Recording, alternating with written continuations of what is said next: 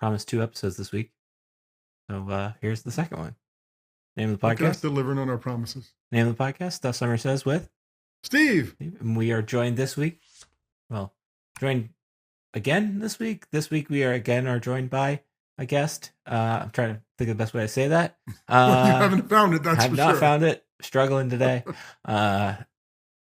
Jim Ivler, who is a Penn State alum, but also an NFL agent to a whole host of guys that you've definitely heard of, because I think he may have the Penn State market cornered in terms of agency. He does a great job. It's a great conversation about what he goes through, what the draft process is like for him, what really anything and everything in being an agent is like for him. So take a listen to that. We'll be back after this. Steve, we overturn a new stone today. We have had media people on. We've had athletes themselves. We have had behind the scenes, front of camera, back of house. We've never had a sports agent on this podcast. And we're not just having any sports agent. It is a true friend of the podcast, Mr. Jim Ivler. Jim, how are you? Great. Thanks for having me, both of you. Appreciate it. Appreciate that you're here. Jim, when did you want to become a sports agent? Hit me the first week of law school. Graduated Penn State in 1990, like Steve, and went to Widener University School of Law in Harrisburg, PA. Only reason I went to that law school at the time, it was the closest law school to Penn State, and I was so distraught with having to leave State College that I needed to be as close as possible. So I went to law school in Harrisburg. First week I was there, I started the Entertainment and Sports Law Society. They didn't have one before. Had a young baseball agent come in to speak within the first month of school, and listening to him talk, it kind of clicked. I'd never really thought of it before. Who really knew? I mean, back then you're talking late 80s, 1990, who really knew much about agents, but listening to him talk, I said, yeah, that might be something. So that was when the idea first hit me, my first month of law school. What do you remember about those early days of betting on yourself, so to speak? I was a practicing attorney for 4 years in New Jersey at a small firm, and God bless them, they gave me a little bit of time and a little bit of seed money to go out and try and pursue this thing. And that's really how I ended up getting into football. It's not like I had any contacts in any of the sports really, but football, at least there's a reasonably quick turnaround. And what I mean by that is you sign a client on or about January 1, maybe when his bowl game is over, and 4 months later, you know whether or not he's in the NFL. All the other sports, it just takes a lot more time. Baseball, it takes years to go through the minor leagues. Pretty much the same thing with hockey. And plus, there's a lot of international recruiting in hockey. And basketball, it's only a 2 round draft. The second rounders don't even make the team. So football was just the way to maybe show some quick results to the law firm I was working for back then. Who was your first client? It's a guy named Rodney Harding, who was a running back from William Patterson College that my first year as a registered agent, which was 1993. So, he certainly never made it to the NFL.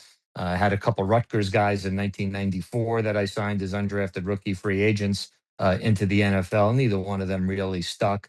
But then it was a couple of years later, I was able to connect with Sports Stars, the company that I'm still with now for 28 years. Back then, it was two guys and about 10 players in the league, and I was the third man in 97, and we've now grown it to whatever it is, 10, 11 agents, and I don't even know what our number is now overall company wide, 150 clients or something like that in the NFL. So that was kind of how and when it started. So who was the client that changed the trajectory of what you do? Like, who was the one that made a difference? Well, listen, since there's a few different guys I could point to, but since it's a Penn State podcast, I'll point to my first Penn Stater, who happened to be a first round pick, which was Michael Haynes in 2003. Michael was the 14th pick to the Bears in 2003. Great guy, who I'm certainly still in touch with. And, so I'll point to the first rounder as, the thing that at least let me take the next step. How much of this job is connections and relationships, and how much of this job is knowing what to do, when to do it? Well, I guess it's both, but really, the connections and the relationships and your sales skills is what generates clients. And so once you get those clients, then you better know what to do with it. But the clients come first. I tell people all the time, especially kids in law school, I get a lot of resumes, as you can imagine. And one of the most common questions is, do you need to be a lawyer to do this? and you don't. To be an NFL agent, they do require you to have some graduate degree, but it doesn't have to be a law degree. And I've often said the one semester I spent at Penn State as rush chairman of my fraternity probably serves me better in this job than 3 years of law school does, because you can negotiate the world's greatest contract, but if you can't sign a client to negotiate on behalf of, turns out it's kind of a useless skill.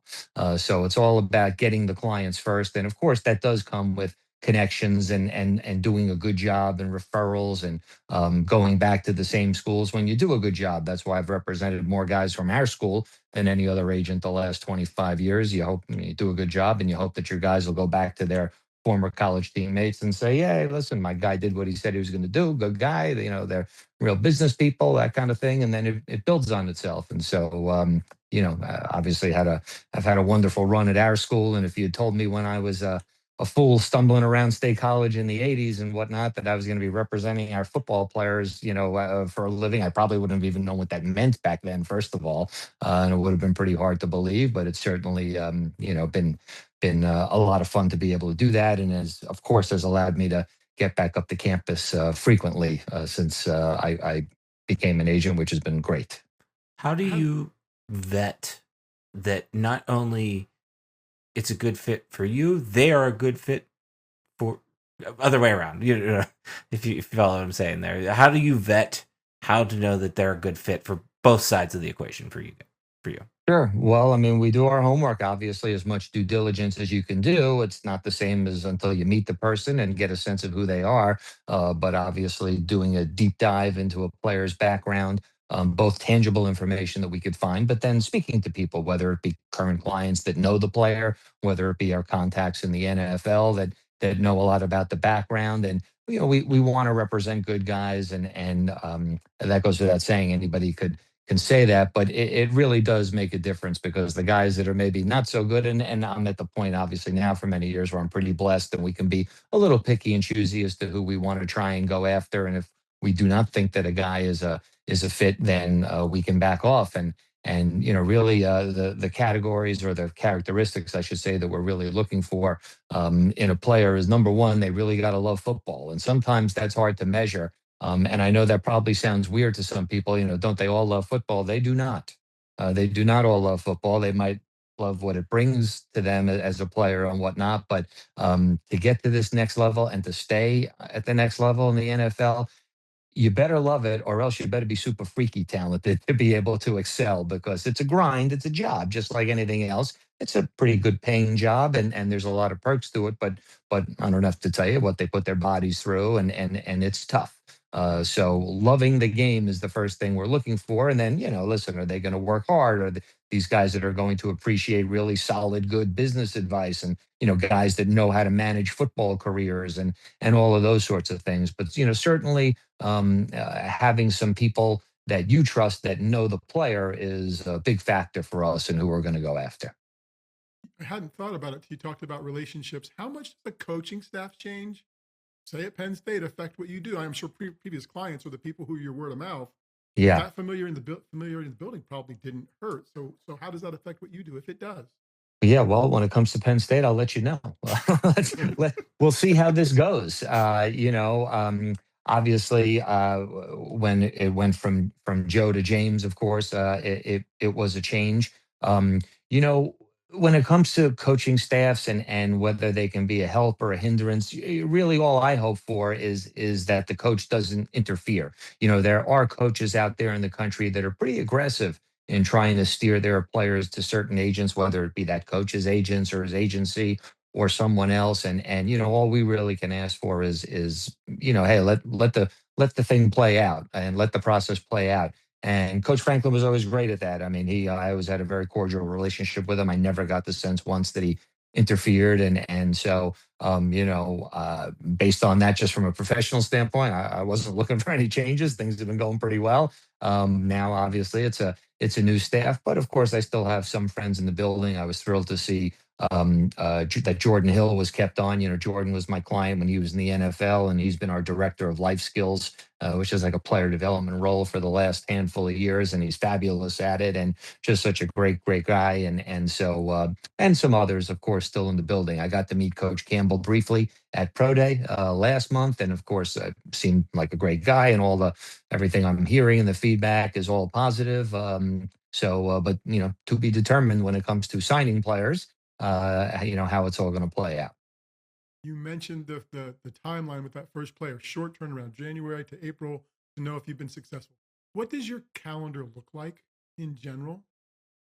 Well, the calendar is basically the same every year because the events on the NFL calendar are the same every year. In an football agent's world, really revolves around the draft. So, we don't think of a calendar year as, January to December. We think of a calendar year as one draft to the next. So, once we're past the draft, say early May, kind of the process sort of starts again in terms of recruiting, starting to recruit the next group of guys while we're obviously servicing our clients in the NFL that are in their offseason program, and then transitioning our rookies, into their offseason program, the guys that just got drafted. And then, of course, July is sort of a down month where we're getting all of our guys ready for training camp and tying up any loose ends that they have so they could be totally focused. August is really, to the extent we have any downtime, the first 3 weeks or so, 3.5 weeks in August, theoretically, is supposed to be our downtime because everybody's in training camp, the college guys, the NFL guys. We certainly don't bother recruits in training camp. They don't need to be hearing from agents then, in my opinion. Our clients in the league, they know how to reach out and get us if they need anything. The one thing that can upset that apple cart, that little 3 week down period of time that we should be having, is injuries. I had that happen a couple of years ago where it seemed like every practice, training camp practice, or preseason game, I had another guy go down. I was busy flying around the country for client surgeries and consulting with doctors. And so you hope that that doesn't happen. And during the season, of course, we're going to NFL games most weekends to see our clients, always trying to pick games that have clients on both teams. Generally, I don't go to really college games during the season. I just think it's not an appropriate place for an agent to hassle a college player. They're done with a game. They don't want to deal with an agent afterwards. They got a million other things that they'd rather do. So we'll go up to campus during the week if a player wants to, meet on the weeknight and whatnot, no problem. And then as we get closer to the new year, of course, that's when we're trying to put the full court press on to sign players. And once we do, and they're through their bowl games and January comes, it's off to their combine training programs, which we're tucking them into all over the country. And we're staying on the road for, the East West Shrine game and then the Senior Bowl. And obviously the combine is coming up, and then more in late February, and then March is the pro days. And so that's why I said it's kind of like the same calendar every year for the most part, going to the same places. You mentioned college. You mentioned college guys. How much has that landscape changed for you in the past couple of years of either them expecting to have contact with an agent, wanting to have contact with an agent, your desire to be in that space? Like, how has that changed? Immensely, tremendously. It's certainly the biggest fundamental dynamic shift in the 33 years that I've been a registered agent. It goes without saying. You almost don't have a choice to be involved in it in my shoes. And what I mean by that is, even if we're technically not looking to represent college players to do their NIL, once we're recruiting a player for the NFL and he still has college eligibility left, if he decides to go back to school, whether it's staying at the school he's at or wanting to transfer, and he asks for our help to do the deal, well, it's kind of hard to say, we're not really NIL agents, we're only NFL agents, because then he's going to go find somebody else to do the deal, and then we're not going to get him after the following season. So, case in point, I represent Davian Collins now on the current Penn State team, who obviously I think is a tremendous cornerback, and our goal is nothing short of trying to make him the first Penn State DB to go in the first round. And AC could have come out this year. I think he would have been a top 100 pick this year, maybe better after he put up the super freaky athletic numbers I expect that he's going to put up. But he wanted to go back to school and he wanted to stay at Penn State. And so, we worked out a deal to keep him there. And our, of course, game plan will be to be working with him come the end of this season. So, even if we sort of try to avoid NIL, you don't really have a choice but to get involved in it, just in terms of that kind of scenario. For you, what is the draft call like? What goes through your head when your player's getting one of those calls? Well, it depends when the call comes. If it comes, around the time that we expected him to be drafted, or maybe earlier, it's a great call. If it comes a lot later than we were expecting it to come, well, at least the call came, but we might not be too thrilled with it. And on the rare times where the call doesn't come at all, that's when things get really hectic. The rare times where we have a guy that slips through the cracks for whatever reason. It could happen for so many reasons, but then you got to place them, and not many people talk about that process, but it really is one of the more stressful, hectic, craziest hour or two, because most of the undrafted rookie free agent deals that you see happen are being locked down while the sixth and seventh round is actually going on of the draft. Got to have a place to send your guy, because it's musical chairs, that undrafted rookie free agent process, and when the music stops, you better have a chair for your guy. So luckily, we don't have to deal with that too often, because most of our guys are certainly drafted. But generally speaking, of course, the call is wonderful, and even I joke a little bit, because even when the player gets drafted later than he thought, or we were maybe hoping, there's still a lot of joy on the other end of the line, and all is forgotten, because once they get to that NFL team, whether they're a first round pick or a last round pick or anywhere in between, it's really all about what they do once they get there. How many players are you picking up per season that you want to work with? Um, a normal draft class for me is 3 to 5 guys in a year. Could be a little less, could be a little more, depending upon the year. But 3 to 5 guys. Yeah, I'm just talking for me personally. Obviously, not the whole Right, right. company, but just that what I'm working with is maybe 3 to 5 guys a cycle. And then how many guys on top of that are in the league In relatively any staying? in any given year, I'm usually representing anywhere from 20, maybe at max 25 guys. We do our best to sort of keep our numbers at a certain level, to where each client is getting the kind of service where they feel like they're being represented by a real boutique agency that's giving them like crazy personal service. And we bring that to the table, but really the environment that we are bringing it in is that of a big time company. One of the largest companies in the NFL that represents all those guys, and all the bells and whistles that come, as you can imagine, with a large New York City sports agency. We're based in New York City, so we like to say we bring the best of both worlds. That smaller feel with the nonstop personal service, and I don't have to tell you, this is. Now this is next to my bed. This is comes in the shower with me in a waterproof case, and I got a Bluetooth suction cup that sits there, and I've worked on contracts while showering at times. So it is a personal service business, and so I've always taken that to heart. So most of my guys said they'd never heard my voicemail. I read the story about you and Tamba, and helping Tamba's Which one? mom, Oh, okay. helping Tom. But I want to ask about that service. What Yeah. are the other things? What are the other things beyond contract negotiations and injury management and all of those other things? What are those other things that you're working on?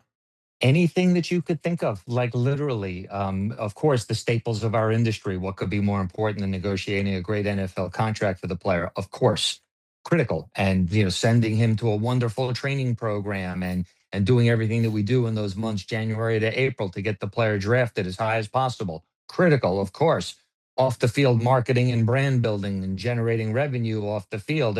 Critical, of course. These things that you would think about, the staples of our industry. Yes, we're doing all those things. But the reality is, if you add up all the time that we spend doing those things compared to other things, the other things win out by a lot, because that's just day to day. And that's just, what does the player need on that day? And it could be as simple as, concierge type things, that the player needs this or that. Can we help them? And we tell them that we want to do these things for them, because really the goal is to take as much hassle and stress and issues off of their plate, so they could focus on the task at hand, which is trying to be the best NFL player they could possibly be. They got a small window, these guys, 3 4 years, to really prove themselves worthy of a second contract. So if it and a lot of times it's things that they can do, things that they're certainly capable of doing. But what we have found, if they have agents that they trust, and they know that have been there and done that and have their back and are willing to turn over things to us that we can just remove as a topic for them, if it gives them a little bit more time every day to to train, to sleep, to watch film, to hydrate, to normatec, to hyperbaric chamber, to massage, to cup, to I can go into a million different things. Whatever it is, I don't care. Whatever it is that's going to get them better, elevate them just a little bit, every day. That's what we're trying to do. So Darian, it really is anything. My line that I've been saying for 33 years now is if it's legal, we do it. There is nothing that a client could ask us to help him with as long as we're not breaking the law that we would, like, oh, hey, no, we don't know how to do that. That's not in our vocabulary. It's, 98 times out of 100, it's something that we will have done 50 times already, not a problem. And if it's something that we get hit with that's new, we'll figure it out for the guy. What are you best at your job? Well, I mean, within the main things that we do, I mean, I think probably my reputation would be as someone that's has somewhat successfully recruited players and has a pretty outstanding relationship with guys, and I think just brings a level of credibility and experience to the business here. One of the things, because of the poor reputation that generally speaking sports agents have, part of the job is kind of convincing players and their family members that, hey, there really might be some very good, honest, hardworking businessmen who have been doing this for a lot of years and are not trying to put one over on you and whatnot, and to make them feel comfortable. Hey, wow, they're really doing above and beyond what I even realized and what they said, and that sort of thing. So I think, establishing the relationship with the player and, showing them a level of credibility that makes them feel very, very comfortable in letting us handle their football careers is really the critical first step that allows us to do all the other services that I was talking about. You mentioned the calendar when I asked before. What does draft day look like for you? Where will you be? Where will you watch the draft at? And I guess that maybe depends on who your clients are, but like this year, Totally. where will you be this year? It depends. This year I don't have anybody in the green room. And it seems like the number of players in the green room are shrinking every year. It seems like it's only going to be about 15, 16 this year. And so that's always a great place to be if you could be in the green room Thursday night. Sometimes you get invited to the green room and the player doesn't want to go, like Tyler Warren last year, didn't want to go to the green room. I said, you sure? It's kind of a cool thing. They'll fly like 10 of your family members in and whatnot. And it's an all expenses paid weekend. And we can do a lot of marketing for you. And there's a lot to be done. And, now that said, it wasn't Green Bay, of course, last year. But, just that's not Tyler's style. So, he's a lot more low key. So we were in Aunt Tracy's basement in Mechanicsburg, Virginia last.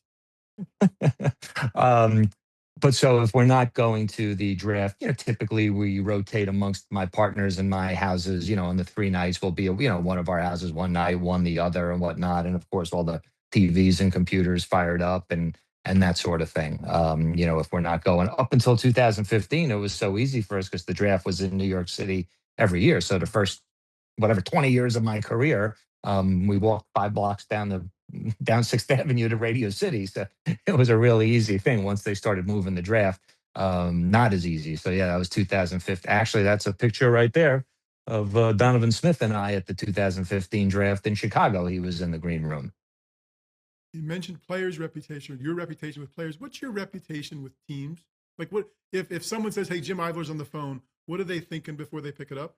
I think that it's a great question, and I think that the reputation is like beyond reproach. Myself and any of my partners at Sports Stars, we're kind of looked upon, I believe, within the industry as kind of like the old school war horses. The steady goes the ship.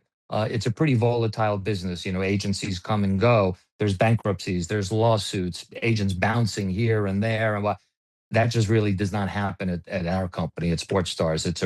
We bring a level of stability that is incredibly unique. And so I think, and we do tell players, when you get interviewed by the teams, they'll bring us up, or you can ask them. And the feedback always, hey, listen, those guys are professional. Man, you made the right choice. And we tell players all the time, in the eyes of the NFL, the GMs, the decision makers, who you select as your agent, that's your first business decision in their eyes. And the reputation that agent and the agency has does affect how a team perceives you. So I think that our reputation is pristine, beyond reproach, again, because of our history and consistency and stability, and also kind of how we handle, I think, our clients. We're not really out there looking for the media attention. We like to shine the light on our guys. It's about their careers, not ours. All right, Jim, you are a Penn Stater, so we have a couple questions before we get you out of here, if that's okay. Sure. You are back in town for one night and one night only. What establishment are you stumbling into?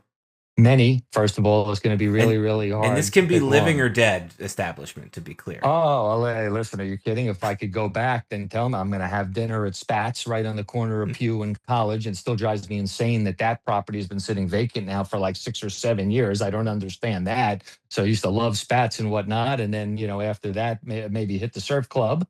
So I'm going to name you all old school places, Darian. Although if I had to pick one place when I go up there now, and again, I'm up there frequently. I do have a townhouse up there, which is wonderful. Both my daughters graduated, so from Penn State, so it's been great to be able to go back. But if the weather is even somewhat reasonable, I'm certainly sitting out front the cafe. That's for sure.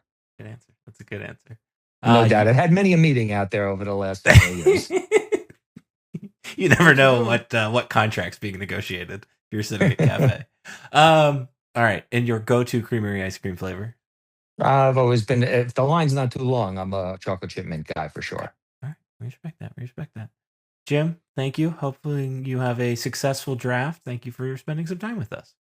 Thanks so much, guys. Appreciate you. Keep doing a great job. Thanks, Jim. Take care now. Steve, that was my first conversation with Jim. But from what you've told me, what Poorman has told me, what a couple other people who have had conversations with me, what an authentic, just high energy, somebody that very clearly loves their job. Yeah. I mean, I think people hear sports agent and think about, show me the money in the movie and whatever else. And Jim does that for his clients, but Jim's a good dude. Like, it's just the energy's there, the passion's there. He cares about sports. I mean, go back to, went to Widener because it was the closest thing to Penn State. That's where my passion was. Realized it could do this. Oh, started this club on campus. Oh, what sport could work best? Oh, football, because the turnaround's the shortest. Strategic, hardworking, smart, like really cool dude. I think it's interesting to me to hear like just how, I don't want to say involved in the day to day, but around the day to day that they are. I think that's an overlooked thing of agents that I never really thought about before. Of like, oh, they are handling all of these other things beyond just the one time a year that they need to, negotiate a contract or help with training programs, etc. I thought that was interesting. I thought it was also interesting to hear him talk about how teams look at him and how that's an important part of the equation, because I think that's a overlooked entity or overlooked part of the process of they have a reputation of him just as much as a player would have a reputation of him. Yeah, I think so too. Because that's the other side of the negotiating. That's the other people on the other side of the negotiating table. So I think that reputation's good. And to the little stuff you talked about, the day-to-day stuff, from the outside until you hear someone explain it like he did. Look, we want our guys. They got a short window for their career. Anything that's going to make them better successful that we can take off their plates. Because part of me would be like, really, you want me to do that? Because I'm sure there's a couple of things that are really you want me to do that on that list. But they're taking care of it because the goal is to help the guy succeed as a football player. And that makes sense when he says it. So that was interesting to hear from me too.